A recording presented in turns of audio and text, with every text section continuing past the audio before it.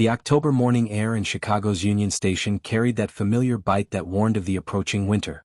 I clutched my coffee cup tighter as I watched the steady stream of commuters rushing past the ornate columns and marble floors of one of America's busiest transportation hubs. The morning light filtered through the massive windows, casting long shadows across the polished stone as hundreds of travelers moved with practiced urgency toward their destinations.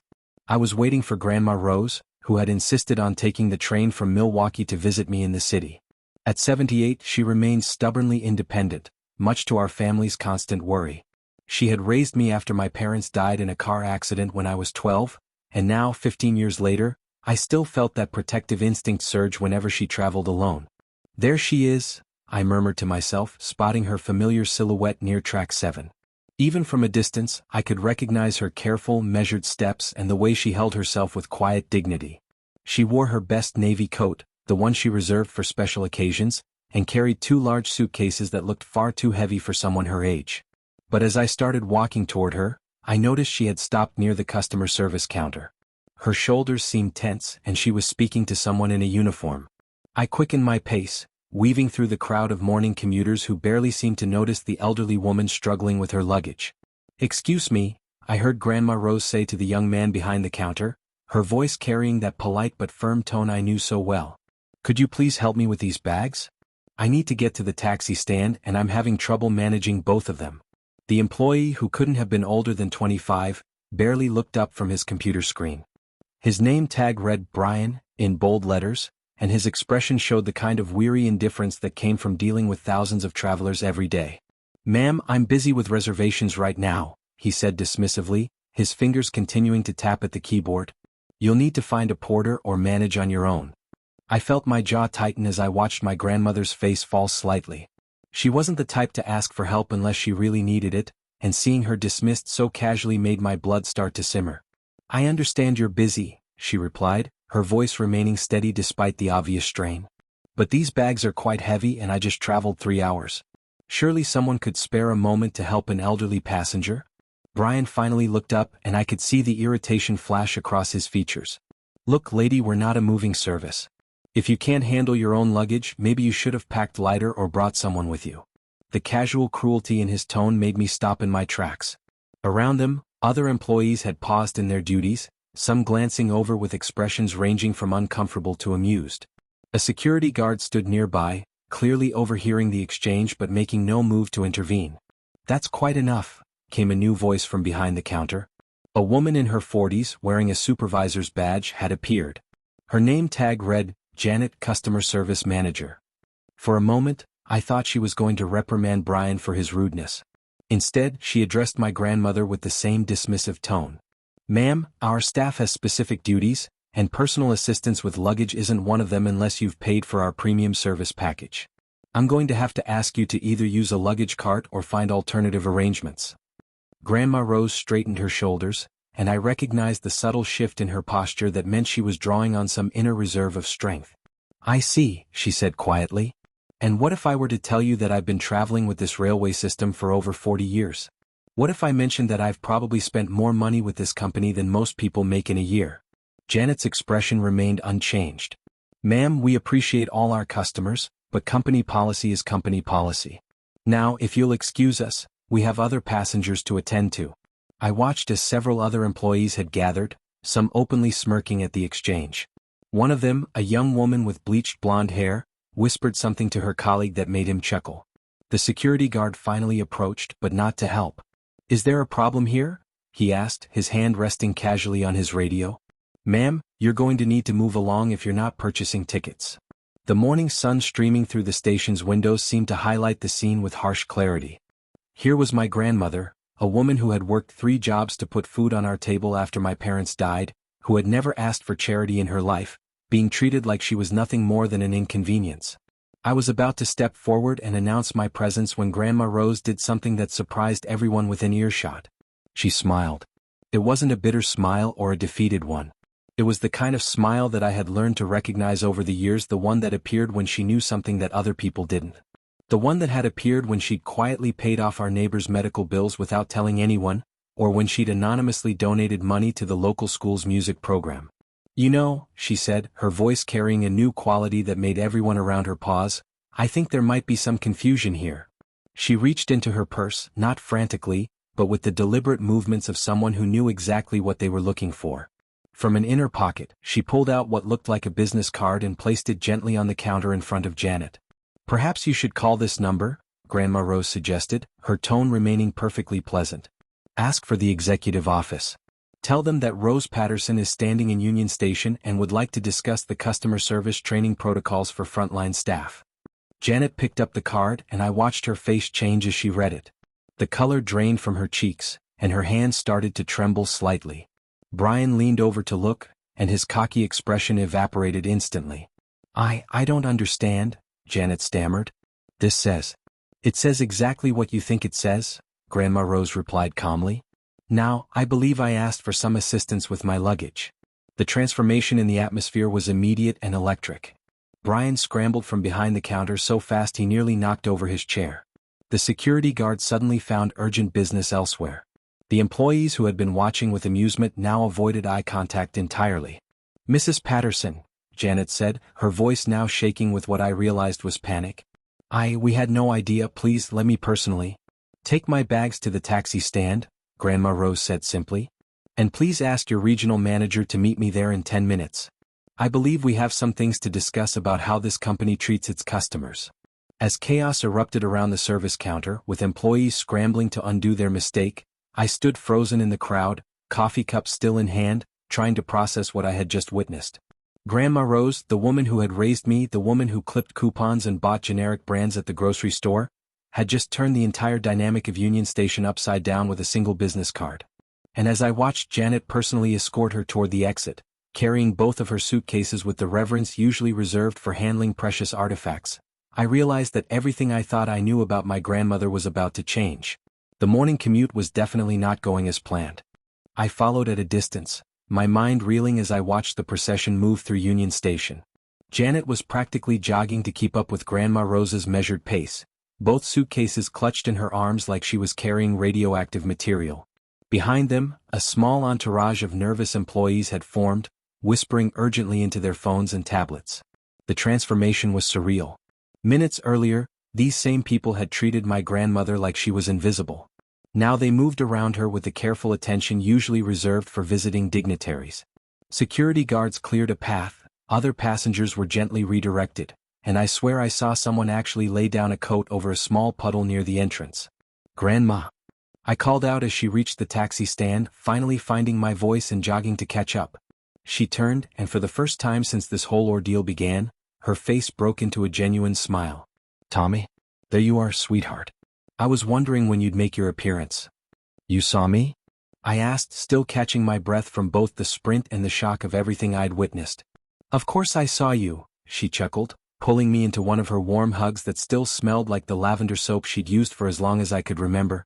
You think I wouldn't notice my grandson standing in the middle of Union Station holding a coffee cup like it was a life preserver? Janet cleared her throat nervously behind us.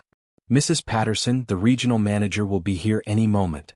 Is there anything else we can do to make this right? Grandma Rose looked at her with those sharp blue eyes that had always seemed to see right through people. Janet, isn't it? How long have you been working for the railway? 8 years, ma'am, Janet replied, her voice still shaky. And in those 8 years, have you ever considered that every person who walks through those doors deserves basic human decency, regardless of how much money they have or what they look like? The question hung in the October air like a challenge. Around us, the typical chaos of the taxi stand continued, horns honking, drivers calling out destinations, the constant flow of travelers with their own urgent agendas. But in our small circle, everything had gone quiet. Yes, ma'am. I thought I did, but clearly, Janet's voice trailed off. The problem, Janet, isn't that you don't know the right answer, Grandma Rose said gently. The problem is that you forgot it matters when no one important is watching. A black sedan pulled up to the curb, and a man in an expensive suit practically leaped out of the passenger seat. He was in his 50s, with graying hair and the kind of hurried energy that suggested he'd dropped everything to get here. His eyes swept the scene, taking in Janet's stricken expression, the hovering employees, and finally settling on my grandmother. Mrs. Patterson, he said, extending his hand. Robert Mitchell, Regional Operations Manager. I came as soon as I got the call. Grandma Rose shook his hand with the same calm dignity she'd maintained throughout this entire ordeal. Robert, I trust you understand why I asked you here. Yes, ma'am. I've already spoken with several witnesses, and I want to assure you that this kind of treatment is absolutely not reflective of our company values or— Robert, she interrupted quietly, and something in her tone made him stop mid-sentence. Walk with me for a moment. They moved a few steps away from the growing crowd of employees, but I could still hear their conversation over the ambient noise of the city. How many employees does the Midwest Division have? She asked. Approximately 12,000, ma'am. And how many of them do you think witnessed what happened in there today? Robert glanced back at the station entrance, where curious faces were still pressed against the windows. I'd estimate maybe 50 or 60 saw the direct interaction. And how many do you think will hear about it by the end of the day?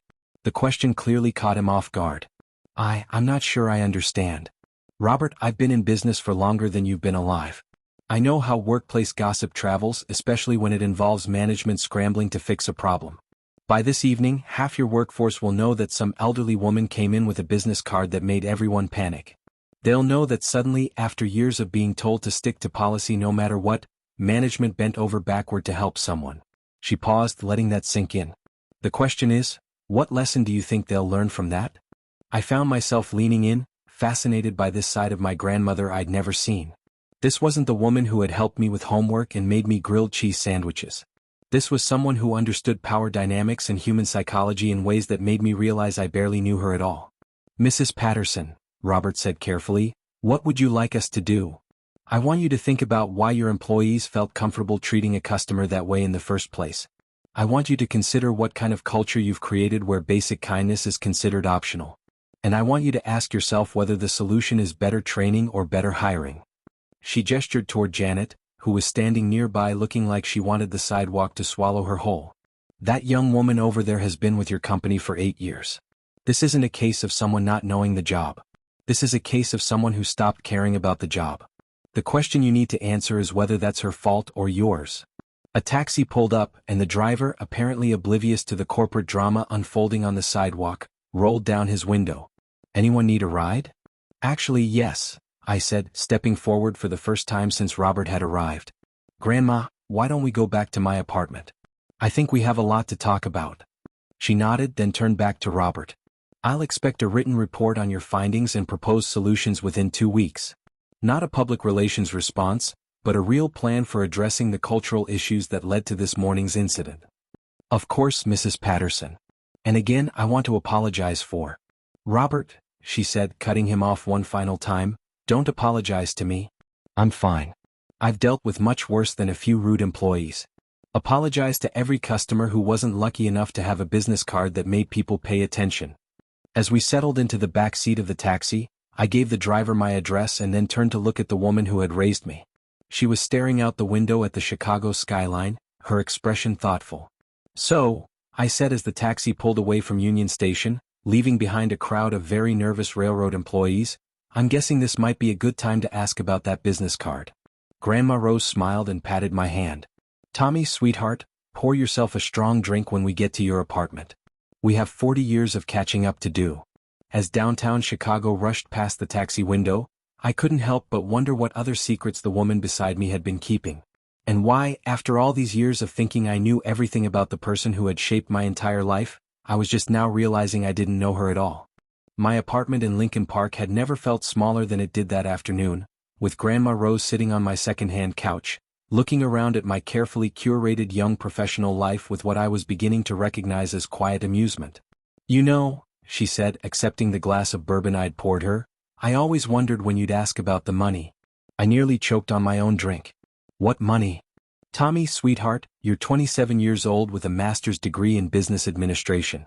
Surely you've wondered how a woman who worked as a seamstress, a diner waitress, and a department store clerk managed to put you through private school and college without taking out a single loan. The question hit me like a physical blow. Of course I had wondered. I'd spent years pushing down the nagging voice that pointed out the math didn't add up. Private school tuition, college expenses, the comfortable house we'd lived in, none of it matched the modest income I'd assumed she made from her various jobs. I thought maybe you'd saved really well, I said weakly. Or had life insurance money from when Grandpa died. She laughed, and the sound was both familiar and strange. It was the same laugh I'd heard 1,000 times, but now I was hearing it differently. Your grandfather was a good man, but he was a high school English teacher who died young.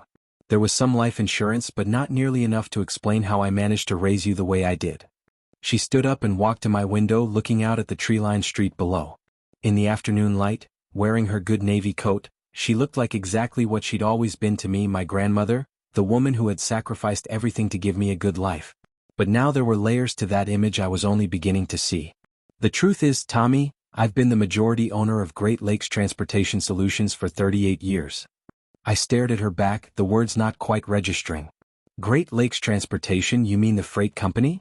Not just freight. We handle passenger rail, freight logistics, shipping coordination across the Great Lakes, and we own controlling interests in 6 regional railway lines, including the one that runs Union Station. My bourbon glass slipped from my hand and I barely caught it before it hit the floor. You own the railroad? She turned around and I could see that she was watching my reaction carefully. I own 73% of the parent company that owns the railroad, along with about 40 other transportation-related businesses across the Midwest. The room seemed to spin slightly. But you worked at the department store. I remember driving you to work when I got my license. I did work there, she said, settling back onto the couch. 1 day a week for 12 years. I bought the store in 1987, but I wanted to understand how it operated from the ground level. Some of my best business insights came from working alongside people who had no idea who I was. She reached into her purse and pulled out a folder I hadn't noticed before. Inside were documents, official-looking papers with letterheads and signatures that made my head spin. Forbes estimated my net worth at about $800 million last year, she said casually, as if discussing the weather. They were a little low. I set my glass down carefully, afraid I might drop it again. Grandma, what the hell? Language, Tommy, she said automatically, then smiled at her own response. Though I suppose under the circumstances, a little profanity is understandable. Why? The question came out as barely more than a whisper. Why didn't you tell me? Her expression grew serious, and she folded her hands in her lap in that way she did when she was about to say something important. Because, sweetheart, I wanted you to grow up normal. I wanted you to understand the value of work, the importance of treating people with respect regardless of their station in life. I wanted you to become the kind of person who would be worth leaving all this to. She gestured around my modest apartment. Look at this place. You furnished it with things you bought with your own money. You're proud of your job, proud of what you've accomplished. You've never looked down on anyone or assumed you were better than other people because of circumstances beyond your control. I thought about Brian at the station that morning, the casual cruelty in his dismissal of what he'd seen as just another elderly passenger with too much luggage. But you let me struggle, I said, and I could hear the confusion in my own voice. I worked 3 jobs in college. I stressed about money, worried about student loans. Which you paid off in 2 years because you budgeted carefully and worked hard, she pointed out. Tommy, do you think you would have developed that discipline if you'd known you were going to inherit a billion-dollar empire? The word billion hung in the air between us like something from another language. I wanted to tell you, she continued.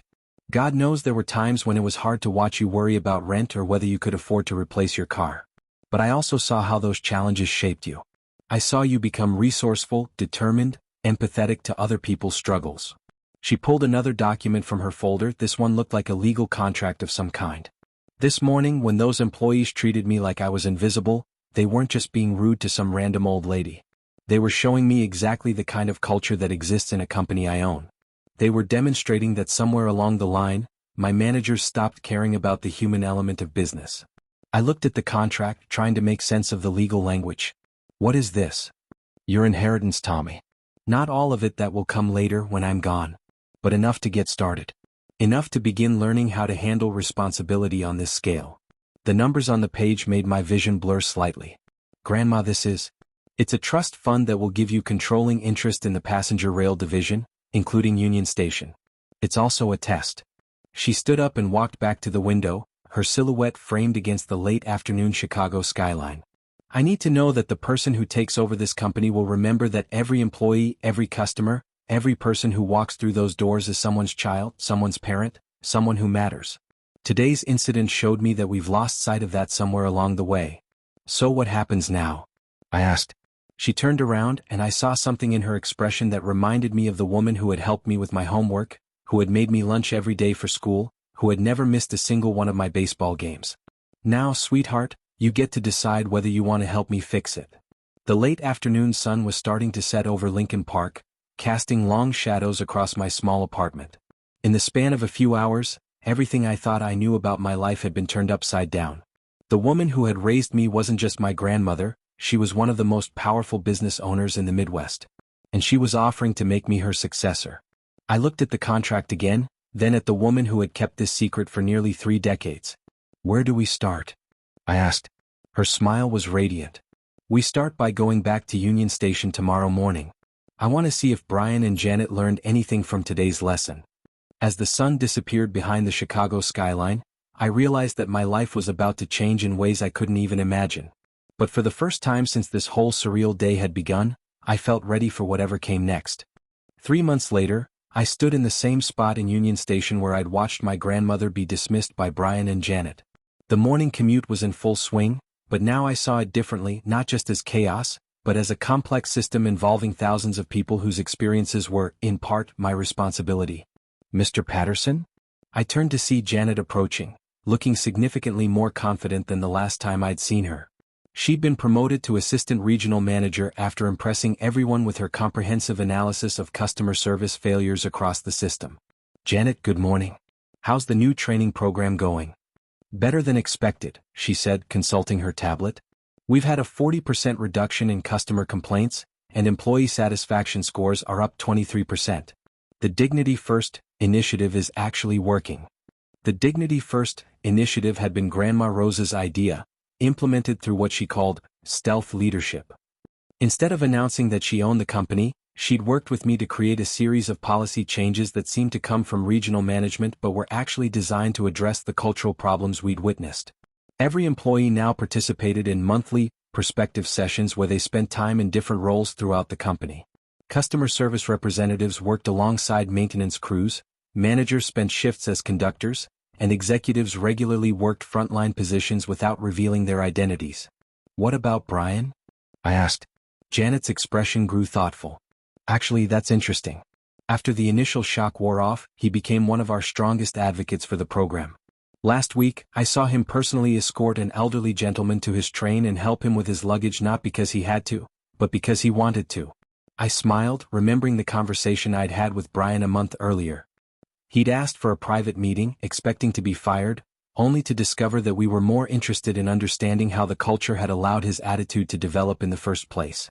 "The thing is," he'd said during that meeting, "nobody ever told us it was okay to care. For years the message was efficiency, speed, process. Don't spend too much time with any one customer because you'll fall behind on metrics. After a while you stop seeing them as people." That conversation had led to one of the most significant changes we'd implemented. Metrics that measured customer satisfaction and employee empathy alongside traditional efficiency markers. "Mr. Patterson," Janet continued, "there's something else. We've had 3 other major transportation companies reach out asking about our training program. Word is getting out about what we're doing here." I felt a surge of pride that I was still learning to manage. 3 months ago, my biggest responsibility had been managing my own monthly budget. Now I was part of an operation that employed thousands of people and served millions of passengers annually. "Tommy?" I turned to see Grandma Rose approaching from the direction of Track 7, carrying a single, much smaller suitcase. She was dressed in her traveling clothes again, but this time she moved with the easy confidence of someone who knew exactly where she belonged. "How did the Milwaukee meeting go?" I asked, giving her a hug. "Very well. The freight division is adopting the same training protocols we've implemented here.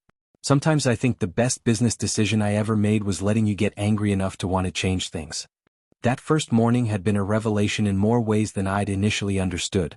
Watching the casual dismissal of human dignity hadn't just shown me who my grandmother really was, it had shown me who I wanted to become.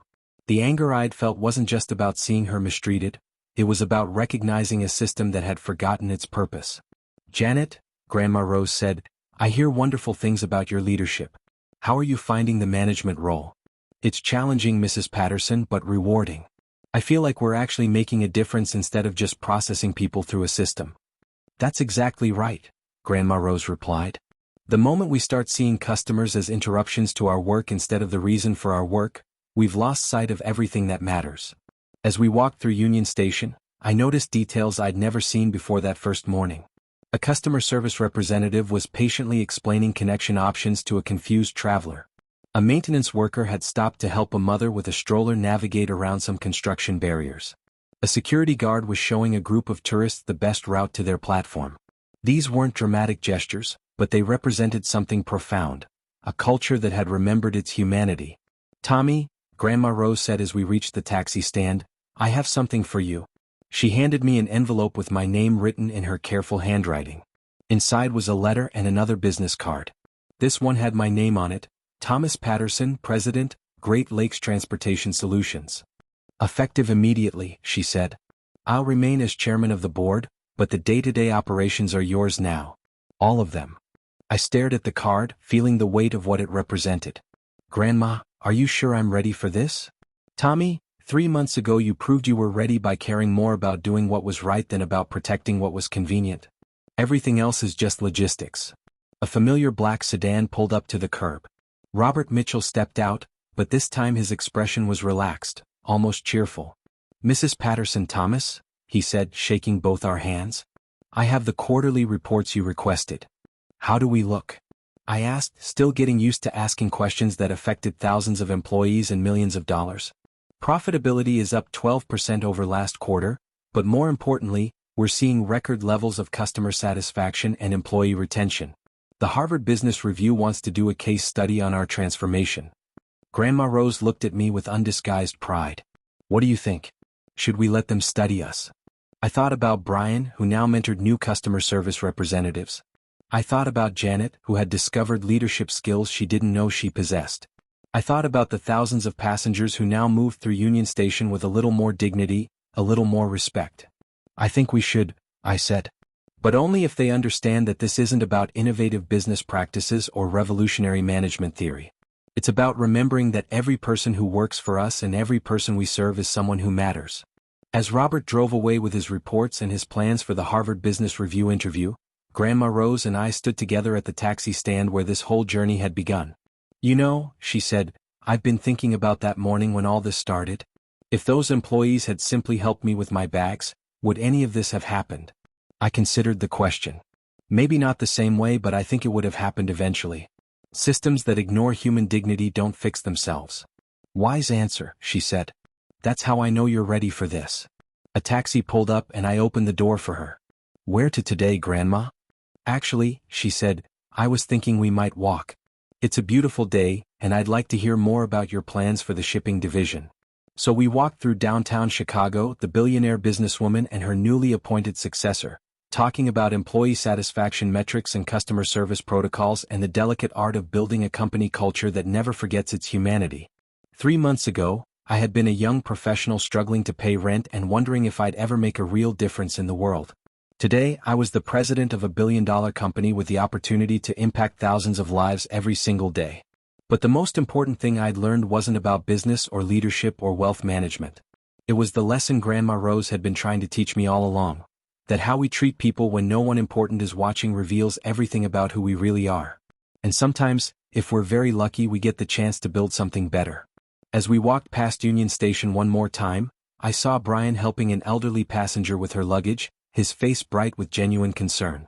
Through the windows, I could see Janet leading what looked like a training session, gesturing animatedly as she spoke to a group of attentive employees. Inside that beautiful historic building, hundreds of people were moving through their day with a little more dignity, a little more respect, because one morning 3 months ago, a few employees forgot that kindness costs nothing and discovered that its absence costs everything.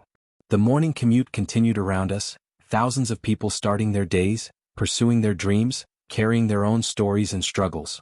And for the first time in my life, I felt like I truly understood my place in that larger human story. I was ready to build something better.